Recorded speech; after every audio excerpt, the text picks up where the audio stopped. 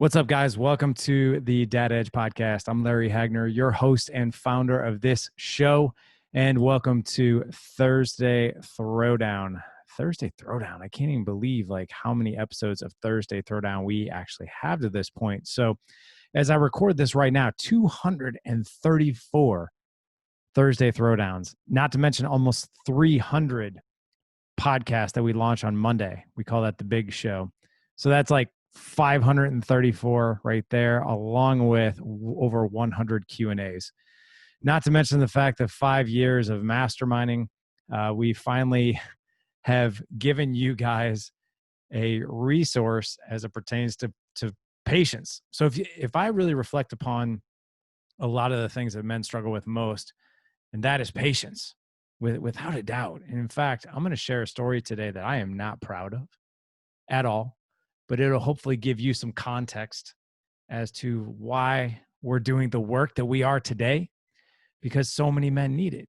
And I was one of those, and I still am.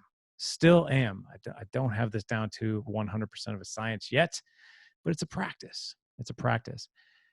I think most of us get it confused with patience because we feel that patience should be a natural thing, a natural skill, something that we should be good at without ever practicing, learning, or honing.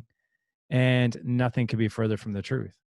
Patience is a skill, and it doesn't come natural. Human beings are not wired to be patient creatures naturally. It is a skill that we have to hone. So let me just share. What's up, Lawrence? Good to see you, man. And yes, as I record this, as you guys are hearing it in audio, I'm also streaming this through Facebook Live. And by the way, this will also be on our YouTube channel. So make sure that you guys subscribe over at our YouTube channel, and you can find the link for that at gooddadproject.com/Thursday234 for this show. So let's talk about patience. I want to open this up with just a couple of reflections. A couple of reflections are this: our greatest regrets in life happen when we've lost our patience. We've said something in anger. We've done something. Maybe we've acted out verbally. Maybe we've acted out even physically, but we've done something in rage that we can't take back. And that sucks, man.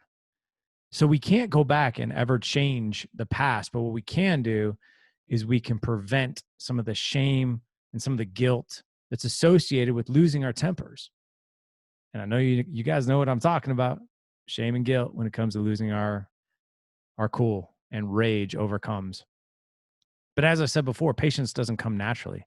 It is a skill that must be learned and practiced. And the good news is that we can teach ourselves. We can actually learn how to be more patient. So if you're sick and tired of feeling like that ticking time bomb, man, I get it. I feel you. I mean, if you think about it right now, as leaders and as providers, we are pulled into a million different directions. Being a father, being a man, being a provider. Usually what happens is we are left at the end of the day with very little in our arsenal as it pertains to, I just want to be more patient. I want to be calm. I want to be responsive. I don't want to be reactive. But we've been pulled in every different direction all day long, weeks on end, months on end, even years, right? So our patience is at its thinnest usually, especially when we come home. So I'm going to share a story with you guys that I think will hit home. And the story really goes like this. 2012, my 12-year-old, he's 12 now. He was 4 at the time. And this is a story that I am not proud of, but I am proud of because it got us to where we're at right now, which is doing Dad Edge. Dad Edge was not something where I woke up one day and I was like, oh, I think I want to help fathers. I've got all the answers. That is not the case. And what I can tell you is Dad Edge, Good Dad Project started at literally one of the darkest nights of my entire life. And I'll share with you some context around this and my upbringing, because I think it'll add some context to what we're talking about today. And that is, I grew up without a father figure for half my childhood. And then the other half of my childhood was spent with whoever my mom was dating or whoever she was married to. She was married 3 times. And it was the same guy over and over again. Not the same particular, it was the same type of man. There was usually some alcohol that was in there. My mom dated partiers. My mom was a partier. You know, there was abuse, there was physical abuse, mental abuse. And to be honest, as I grew up and grew older, I realized that that's not the man that I want to be. I grew up a lot of times terrified, drunken, breath in my face, yelling, screaming, slapped in the face, thrown down, pushed down, called any possible name that you can think of. And I thought to myself, that's not the man that I want to be. And when I became a father myself when I was 30, so 15 years ago, I had no clue what I was in for. I had a laundry list of things that I didn't want to do because I came from the school of like, hey, this is where I don't want to be. And here are the things that I don't want to do. And what I can tell you is knowing what not to do is never enough. In fact, sometimes it could leave us more lost than anything. So think about it like this. If you're a carpenter, right? And let's say you've never gone to school to be a carpenter, but hey, you wake up one day and suddenly you're a carpenter with no training, because that's what it's like being a parent. That's what it's like being a father. And someone hands you a list as you go on your first job site to help build a house. They hand you a list of here's 100 things not to do today. Here's 100 things not to do today. Let's see how that works out for you. And what I can tell you is that is a very, very tough spot to be in, to have a laundry list of things you're not going to do. Here's the other thing too, is if you focus on the things that you're not supposed to do, you will actually start doing those things because your mind only focuses on what it hears and sees and reflects on. So if I tell you, hey, you in the audience, don't think of an elephant, what are you going to do? Your brain doesn't hear don't, it hears elephant, right? So what we resist will persist. That's a little known secret that Gary John Bishop, who is the author of Unf Yourself and Stop Doing That Shit, he's also the author of Do the Work. So for those of you guys who have read Gary John's work, you know what I'm talking about. What we resist will persist. So 2012, my son is 4. I had 2 boys at the time. One was 6, one was 4. The other 2 weren't here yet. And I was struggling as a father. I always talk about the 5 dimensions of being a man, husband, father: managing your finances, optimizing physical, mental, emotional health, creating a legendary marriage, epic connection with your kids, and career and business and leadership in business. Out of all those 5, I was only good at 1, and that was the business aspect. That was the career. Do you know why? It's because not only did I soak up every bit of training that I possibly could muster, but I also invested in that area of my life of where, hey, I want to become even a better salesperson. I'm going to go to this conference. I'm going to read this book. I'm going to take this online course. Or I want to have a better mindset. I think I'm going to go to this conference. I'm going to do that. I want to manage and lead people better. I'm going to go to this conference. I'm going to invest into this training. So I was constantly being trained and sharpened in my professional life. But the other 4 aspects were a mess. My marriage was mediocre at best. Being a father was a joke, if I'm being really real with you. I was reactive. I was angry. I was pissed off a lot. And I didn't know why. So one more time, back to the evening. 4-year-old, we were getting ready to move. And we were packing up all of our stuff in this older house that we used to live in. And I hate moving. I was in a pissed off mood because I was having to pack, and I'm packing up all of our kids' toys, and in a really bad headspace. I had a tough day at work. This customer was upset. My manager's doing this. It's like marriage is this way. I was drinking a few beers and I was just trying to calm myself down. I'm still in a pissed off mood. And then I started doing that self-sabotaging thing. Like, man, you should be happy. You got a good job. You got a good wife. You got 2 boys. Like, you should be happy. Why are you unhappy? It's like all these really bad questions, self-sabotaging reflections, the whole 9 yards, right? Which made me even more mad and drained my patience even more. So that wasn't helping. But here's what happened. So I'm packing up all my kids' toys. I was in the playroom packing up all these kids' toys. It took me like 3.5 hours. Floor to ceiling boxes, And I went to take a break. My 4-year-old came downstairs. He wanted to, he was like, "Hey, what you doing?" Like being a 4-year-old stuff. And I looked at him and I said, "Dad's going to go take a break from packing. Don't get anything out of these boxes. Don't get anything out of these boxes or you're in trouble." So what do you think a 4-year-old's going to do? I mean, come on. His toys are packed up in these boxes, right? So I come back downstairs after a couple more beers, right? And what do I find? But half of the boxes torn into, toys everywhere. And I was so angry that in that moment, I didn't create any space. I didn't have any skills. And in a rage, I spanked him and he hit the ground. I spanked him so hard that he hit the ground. And as I share that, that kills me to share that. But that is what happened. So my wife, who is very low drama, very low key, never nags me, never really gets upset, never really calls me out on anything unless she feels really strongly about something. She looked at me and she shook her head in complete disappointment. She's like, "Seriously? Really? He was just trying to get to his toys. What do you expect? He's 4." And then I felt terrible. And then I went to go help him up. And in that moment where I went to help him up, he shuddered with fear, looking at me. The man who's supposed to protect him, sorry, the man who's supposed to protect him, the man who is supposed to guide him, the man who he can come to anything for, hit him and he hit the ground. And I apologize if I'm getting a little emotional, but reliving that sucks. And I knew in that moment something needed to change. And what I can tell you is, excuse me, sorry. What I can tell you is I went into my office that night and I did what any adult would do, which is went and distracted myself on social media. I didn't want to think about what I just did. Call it divine intervention, call it whatever you want. But there was a little tab in the left-hand corner of this Facebook on my Facebook home screen that said create a page. And I don't know what it was, but I hit that button and the words Good Dad Project rolled off my mind and heart and onto that keyboard. And I started that page.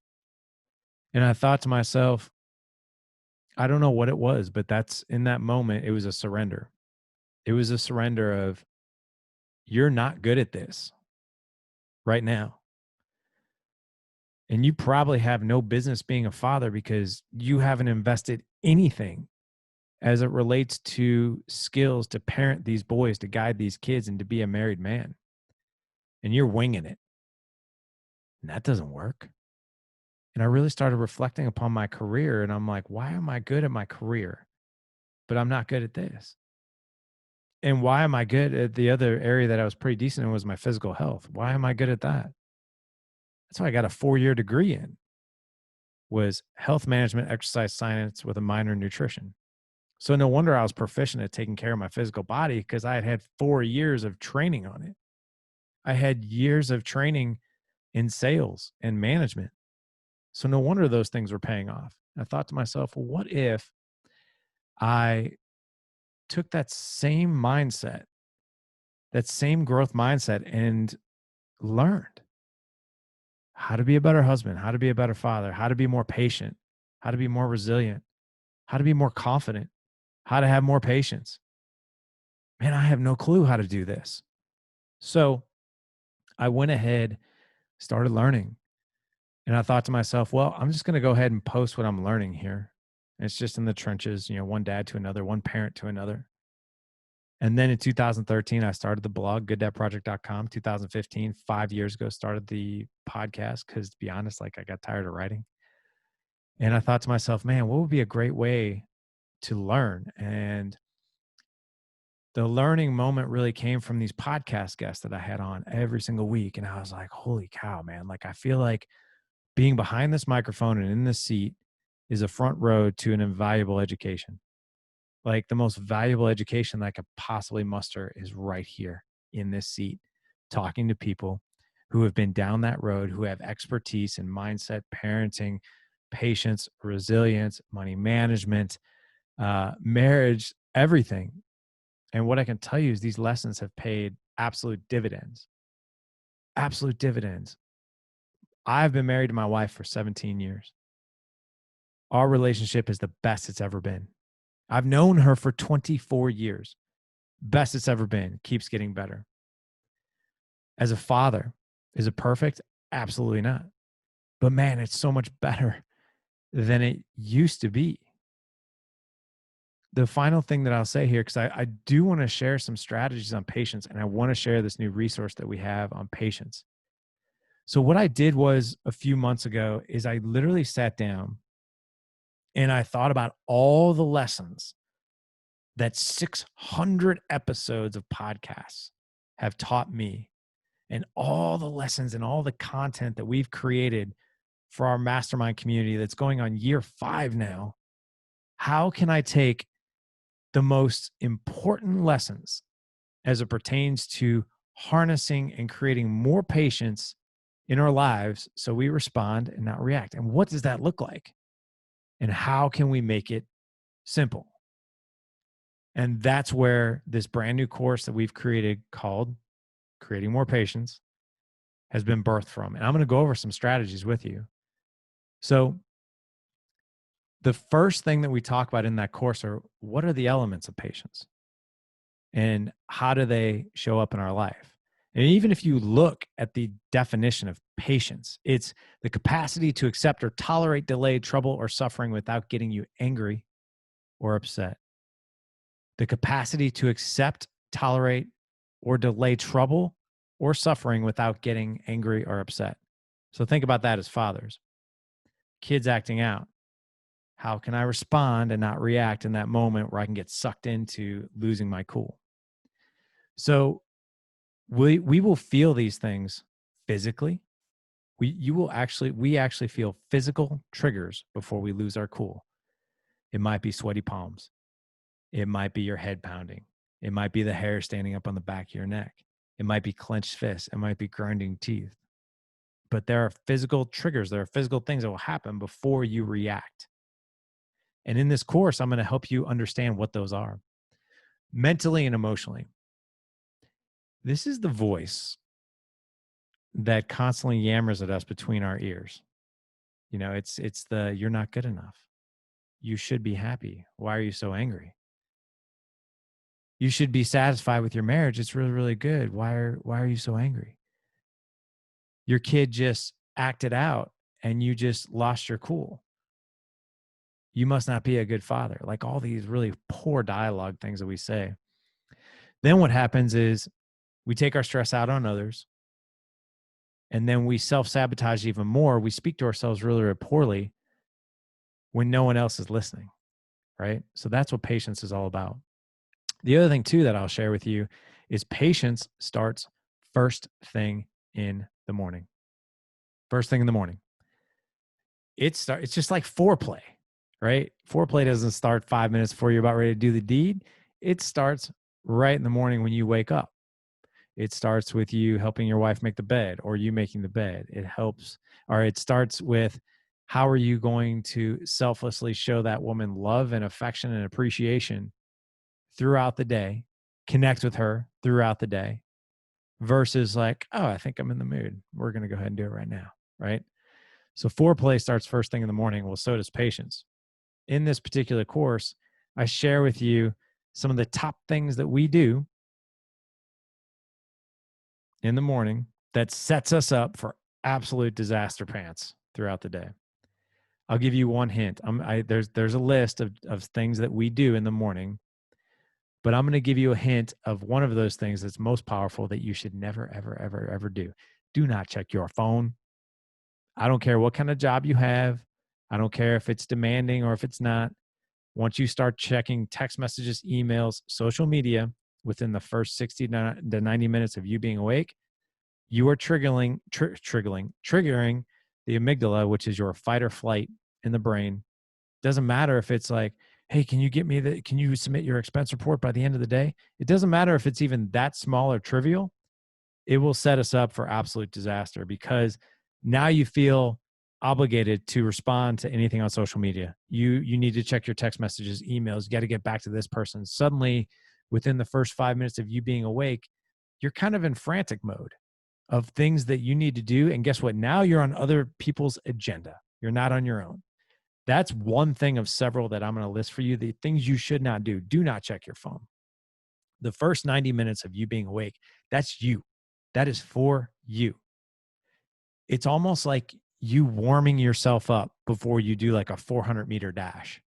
You're not going to jump out on the track and go for like an all-out sprint for 400 meters without warming up. Yet that's what we do in the morning. So everyone's talking about morning routines. I get it. Okay. Everybody's bored to death, but I'll just give you an example of what I do.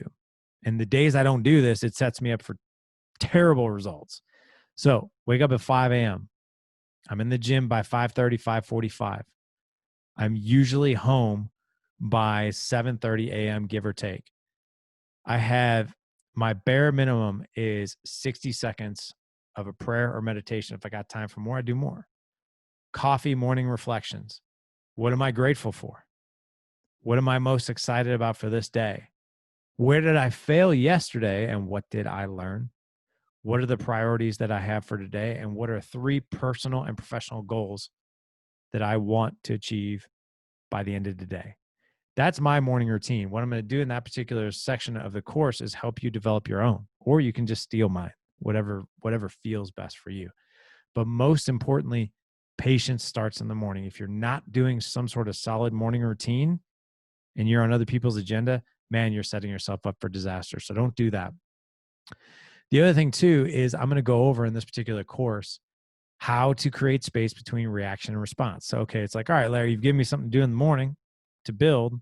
Now, what advice are you going to give me when my kid's going crazy, or when my wife says something to piss me off and I lose my cool with her, or maybe it's somebody I work with? So there's a few things that you can do to create space between reaction and response. Number 1, breathe. Breathe. So simple, yet most of us don't do it. We do this chest breathing, right? This kind of short breathing, right? If you do diaphragm breathing, if you do deep breathing from your gut, okay, and you do box breathing, 4 seconds in, hold 4 seconds, 4 seconds out, hold 4 seconds in, hold 4 seconds, 4 seconds out, hold. That's box breathing. If you can do that just 2 rounds in the heat of absolute craziness going on in front of you, I guarantee what that's going to do is that will activate your parasympathetic nervous system, your rest and digest, versus your sympathetic nervous system, which is reactionary, fight or flight. So physiologically, you are actually calming your body and mind down just by doing breathing alone. You can also do things like asking yourself, why are you so angry? What makes you so angry right now in this particular moment? Emotions are neither bad nor good. They just are. If you're angry, it's okay. Be angry, but understand why you're angry. Emotions are neither bad nor good. They just are. Okay. It's what you do with it. It's how you understand it. It's wrapping emotional intelligence around what it is that you feel. You got to detach from outcomes. Everyone is so focused on outcomes. If I do X, I need Y. A plus B equals C. It's got to happen. Detach from outcomes. There are several things that are out of our control, especially when it comes to our kids and them acting in a certain way. There are certain things that we cannot control. So detaching from the outcome and understanding what can I control versus what's happening in front of me, that will help as well. Prepare for obstacles. This is another thing we go over in the course. Prepare for obstacles. If you like, so here, I'll give you an example. I love eating dinner with my family. Okay. Love eating dinner with my family. And what I can tell you is if I want to set myself up for absolute failure before my butt hits that chair, I have expectations. I see outcomes that I want. This is going to be amazing. We're going to sit down at dinner and everyone's going to have an amazing time. We're going to talk about our day. No one's going to act out. No one's going to say they don't like the food. We're going to have smiles and laughter and everything. Right? No. If I go in with that expectation, while I hope that would be the case, it's not always going to be the case. And in fact, 90% of the time, that's not the case. So preparing for obstacles, preparing for things that might go wrong is extremely helpful. I'm going to go in hoping for the best, but I'm also going to be very prepared for what could go wrong, right? Because anytime you have 4 boys and 1 wife, somebody's going to act a fool. It's just going to be the way it is. The other thing is this. Give yourself grace when you're losing your cool. You're a father, you're a man, you're also human, okay? I go over that in this course as well. All right, here's another thing. When you feel triggered to anger, this is how to recognize it's about to go down. All right. It's about to happen. I'm about ready to lose my cool. If I would have known these types of triggers, I probably would have avoided spanking my son when he was 4. So your body will actually give you key indicators when you're about ready to lose it. Okay. Sweaty palms, incomplete thoughts, or defeating self-talk. That's another one. Shallow breathing, chest breathing. We went over that. Racing heart rate, clenched fists, grinding teeth, pacing, tightness in your neck, shoulders, and chest. These are things that are telling you, hey, I feel it coming. So brain, mind, you better do something here, or physically get me to do something and calm me down. Here's a couple of things you can do. I know this sounds crazy. Count backwards from 50 in increments of 3. So 50, 47, 44, 41. Try to do that. Try to just do 10 of those, right? And what I mean by just 10 countdowns of that. You creating some sort of pause between response and reaction will give you a tremendous amount of space before you react. And that sounds kind of weird, right? Diaphragm breathing. That's another one. We can do that. Snap your fingers on the left while trying to wiggle just your pinky toe on the right. You can see that I kind of like laugh that I'm trying to do that. I actually do this when my kids are acting a fool, because what it does is if I'm thinking about this, I'm not so vested into them acting crazy and me jumping into that pool of chaos with them, right? The other thing too, there's another suggestion I give in this course, and that is try to identify 10 things in the room and don't count something twice. It's a huge skill. It's so simple, but it works. Promise you that. Final thing here that I'll share with you on asking ourselves better questions. Men are fantastic at shoulding on themselves. We should all over ourselves. We take big steaming piles of should all over ourselves. And we usually do it when no one else can hear us. I should be a better father. I'm just not. I'm not patient. I should be a better husband. I should, love my wife better. I should be a better communicator, but I'm just not. Don't buy into that. These are lies that we tell ourselves. They're lies. And if you're like, well, Larry, they're not really lies. Okay, well, if they're not lies, how is that serving you? How is that inner dialogue serving you? How is it helping you? How's that working out for you right now? If you sit there and tell me like, hey, man, it's working out great. Like my life is exactly where I want because I ask myself bad questions. And hey, you know something that the rest of us don't. But shoulding on ourselves never works out. Ever, ever, ever. The final thing that I'll share with you that you guys will get out of this particular course is an after action review. And I give you a template for an after action review. After action review is very, very powerful. And I'll share with you exactly how this showed up in my own life when I launched this course 3 months ago.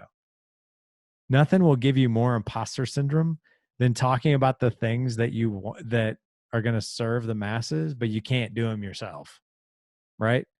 Imposter syndrome shows up for me as like, I just launched this course on patience. I should be better about this, right? Doing the very thing that I teach in that course not to do. I should be better. I taught this course, right? But here's the power in after action review. After action review allows us to take a productive pause, even if it's only for 1 or 2 minutes, to really understand what just happened. Where did I go wrong? Where was the gap here? Like, why did things that way? You can learn, you can evolve, and you can be better the next time.